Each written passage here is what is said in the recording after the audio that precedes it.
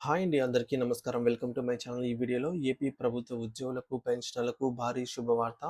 35% మేర ఐఆర్ మంజూరు అంటూ అప్డేట్ అవ్వడం జరిగింది. సో, దీనికి సంబంధించి పూర్తి వివరాలు ఈ వీడియోలో తెలుసుకుందాము.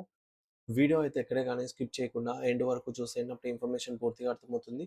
అలాగే వీడియో చూస్తున్న ప్రతి ఒక్క వీడియోకి లైక్ చేయండి ఫ్రెండ్స్. ఈ వీడియోని తోటి ఉద్యోగ, పెన్షన్ మిత్రులతో అయితే షేర్ చేయండి. కొత్తగా చూస్తున్నవారు మన ఛానల్ సబ్స్క్రైబ్ చేసుకోండి ఫ్రెండ్స్. సబ్స్క్రైబ్ చేసుకుంటే వీడియోస్ అన్నీ మీ వరకు రీచ్ అవుతాయి. ఆంధ్రప్రదేశ్ రాష్ట్ర వ్యాప్తంగా ఉన్న ప్రభుత్వ ఉద్యోగులు, ఉపాధ్యాయులు మరియు పెన్షనర్లు తమ జీవన ప్రమాణాలను కాపాడుకోవడానికి మరియు ద్రవ్యోల్బణాన్ని తట్టుకోవడానికి ప్రభుత్వం ముందు ప్రభుత్వానికి పలు డిమాండ్‌లనైతే ఉంచారన్నమాట ప్రభుత్వం ముందు.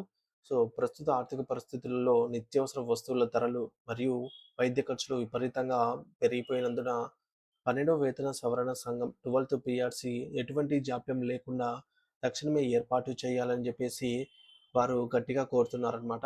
అయితే ఈ మేరకు కేవలం సంఘాన్ని ఏర్పాటు చేయడం మాత్రమే కాకుండా, ఆ కమిటీ ఇచ్చే పీఆర్‌సీ సిఫార్సులు నివేదిక ఏదైతే ఉంటుందో, దాన్ని ఎటువంటి ఆర్థిక కోతలు విధించకుండా ఉద్యోగుల ప్రయోజనాలకు ఎటువంటి భంగం కలగకుండా పూర్తి స్థాయిలో నివేదికను ఇంప్లిమెంట్ చేయాలని జెప్పేసి డిమాండ్ చేస్తూ ఉన్నారనమాట. అయితే ఒక కొత్త పీఆర్‌సీ నివేదిక రావడం, దానిపై చర్చలు జరగటం మరియు అది అమల్లోకి రావడానికి చాలా సమయం పడుతుంది కాబట్టి, ఈ మధ్య కాలంలో ఉద్యోగులు ఆర్థికంగా ఇబ్బందులు పడకుండా ఉండేందుకు 35% మేర మధ్యంతర భృతిని తక్షణమే ప్రకటించాలని అయితే కోరుతున్నారు.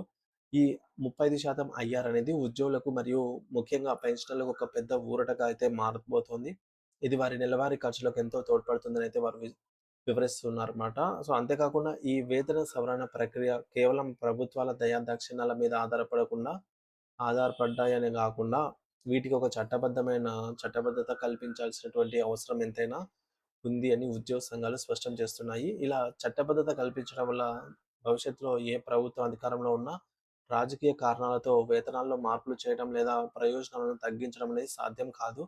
మరి తద్వారా ఉద్యోగుల భవిష్యత్తు ఒక శాశ్వతమైన వారికి భరోసా అనేది లభిస్తుంది. మరి పెన్షన్‌ల విషయానికి వస్తే వారు దశాబ్దాల పాటు పెన్షనర్స్ అంటే విశ్రాంత ఉద్యోగులు ప్రభుత్వానికి సేవ చేసి ఇప్పుడు విశ్రాంతి తీసుకుంటున్నారని, వారిని గౌరవంగా చూసుకోవాల్సినటువంటి బాధ్యత ప్రభుత్వంపై ఉందని చెప్పేసి వారు గుర్తు చేస్తున్నారు. గతంలో 11 పీఆర్‌సీ సమయంలో 70 ఏళ్ళు దాటిన వారికి మరియు 75 ఏళ్ళు నిండిన వారికి ఇచ్చేటటువంటి అదనపు క్వాంటమ్ ఆఫ్ పెన్షన్ ఏక్యూపీ ఏదైతే ఉంటుందో, సో, దాన్ని మళ్ళీ తిరిగి పునరుద్ధరించాలని 3% కోత విధించారు కదా! సో, దాన్ని తిరిగి పునరుద్ధరించాలని అయితే డిమాండ్ చేస్తున్నారు.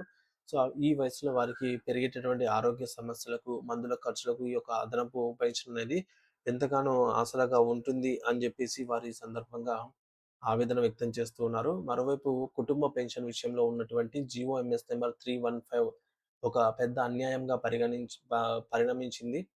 మరి ఈ మేరకు వారైతే భావిస్తున్నారనమాట. ఇది చాలా అన్యాయం అంటూ. ఎందుకంటే భార్యాభర్తలు ఇద్దరు కూడా ప్రభుత్వ ఉద్యోగులే అయినప్పటికీ ఒకరు చనిపోయినప్పుడు సర్వీస్‌లో ఉన్న భాగస్వామికి కుటుంబ పెన్షన్ పొందే హక్కును నిరాకరించడం అనేది సరైనది కాదు అని ఈ జీవోను వెంటనే సవరించి ఇద్దరి పెన్షన్‌లు కూడా పొందేలాగా మార్పులు చేయాలని వారు కోరుతున్నారు. అలాగే ఉన్నత విద్యా రంగంలో విశేష కృషి చేసినటువంటి యూజీసీ స్కేల్స్ పెన్షనర్ల పట్ల కూడా ప్రభుత్వం వివక్ష చూపకూడదని జెప్పేసి వారు విజ్ఞప్తి చేస్తున్నారు. ఇకపోతే 10వ పీఆర్‌సీలో వారికి కల్పించిన అదనపు పెన్షన్ మరియు డెత్ రిలీఫ్ అన్నీ గూడా ప్రయోజనాలను మళ్ళీ పునరుద్ధరించి, వారికి గూడా సమానమైన ఆర్థిక రక్షణను కల్పించాలని జెప్పేసి వారు డిమాండ్ చేస్తూ ఉన్నారు. ఉద్యోగుల, పెన్షనర్ల ఆరోగ్య భద్రత అనేది వారి ప్రాథమిక హక్కు అని, కానీ ప్రస్తుతం అమల్లో ఉన్నటువంటి ఉద్యోగుల ఆరోగ్య పథకమైనటువంటి ఈహెచ్ఎస్ అనేక సమస్యలతో ఆహ్, ఉన్నారని జెప్పేసి వారు ఆవేదన చెందుతున్నారనమాట. సో, మరి పెండింగ్‌లో ఉన్న పీఆర్‌సీ బకాయిలు మరియు డీఏ బకాయిలతో పాటు ఈహెచ్ఎస్ పథకంకి సంబంధించి హాస్పిటల్స్‌లో చెల్లించాల్సిన కోట్లాది రూపాయల క్లెయిమ్స్‌ను ప్రభుత్వం వెంటనే విడుదల చేయాలని, ఈ బకాయిలు చెల్లించకపోవడం వల్ల అనేక ప్రైవేట్ హాస్పిటల్స్ ఉద్యోగులను నగదురహిత ట్రీట్మెంట్ అంటే క్యాష్‌లెస్ ట్రీట్మెంట్ అందించడానికి ముందుకు రావటం లేదని, దీనివల్ల అత్యవసర సమయంలో ఉద్యోగులు ప్రాణాలు కోల్పోయే ప్రమాదమే ఉంది అని జెప్పేసి వారు ఈ మేరకు హెచ్చరిస్తూ ఉన్నారు. అందుకే మెడికల్ రీయింబర్స్‌మెంట్ విధానాన్ని మరింత సరళతరం చేసి, అసలు నగదు చెల్లించాల్సిన అవసరమే లేకుండా పూర్తి స్థాయిలో క్యాష్‌లెస్ ట్రీట్మెంట్ అందించాలని అయితే వారు కోరుతున్నారు. ముఖ్యంగా పెన్షనర్లందరికీ కూడా ఎటువంటి గరిష్ట పరిమితులు లేని రాష్ట్రంలోని అన్ని నెట్వర్క్ హాస్పిటల్స్‌లో చెల్లుబాటు అయ్యేలాగా సార్వత్రిక ఆరోగ్య బీమా కార్డుల ద్వారా ప్రభుత్వం జారీ చేయాలి. సో, ఇలా జారీ చేయటం వల్ల వృద్ధాప్యంలో వైద్యం కోసం ఎవరి మీద ఆధారపడకుండా వారు ఆత్మగౌరవంతో బ్రతకటానికి అవకాశం ఉంటుంది. చివరగా ఉద్యోగులు ఎదుర్కొంటున్న పరిపాలనాపరమైనటువంటి ఇబ్బందులను తొలగించడానికి ప్రభుత్వం కొన్ని కీలక సంస్కరణలు చేపట్టాలని వారు సూచిస్తూ ఉన్నారు. విశ్రాంత ఉద్యోగులు తమ పెన్షన్ సమస్యలు లేదా ఇతర చిన్నపాటి అవసరాల కోసం ముసలితనంలో ప్రభుత్వ కార్యాలయాల చుట్టూ కాళ్ళరిగేలాగా తిరగటం ప్రభుత్వానికి ఏమాత్రం గౌరవం కాదు అని జెప్పేసి చెబుతున్నారు.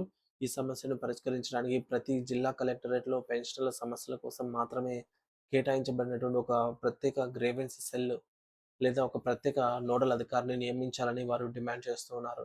ఇలా చేయటం వల్ల వారి ఫిర్యాదులు వేగంగా పరిష్కారమై వారికి కార్యాలయాల చుట్టూ తిరిగే శ్రమ అనేది తగ్గుతుంది.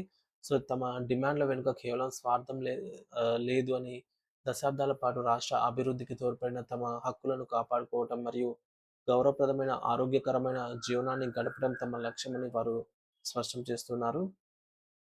ఒకవేళ ప్రభుత్వం ఈ యొక్క న్యాయపరమైన డిమాండ్‌లపై సానుకూలంగా స్పందించకుండా కాలయాపన చేస్తే మటుకు ఈ మేరకు రాష్ట్ర వ్యాప్తంగా అన్ని ఉద్యోగ సంఘాలు కూడా ఉద్యోగ సంఘాలను ఏకం చేసి పోరాటానికి మరింత ఉధృతం చేస్తామని చెప్పేసి ఈ సందర్భంగా అయితే వారు హెచ్చరిక జారీ చేశారనమాట.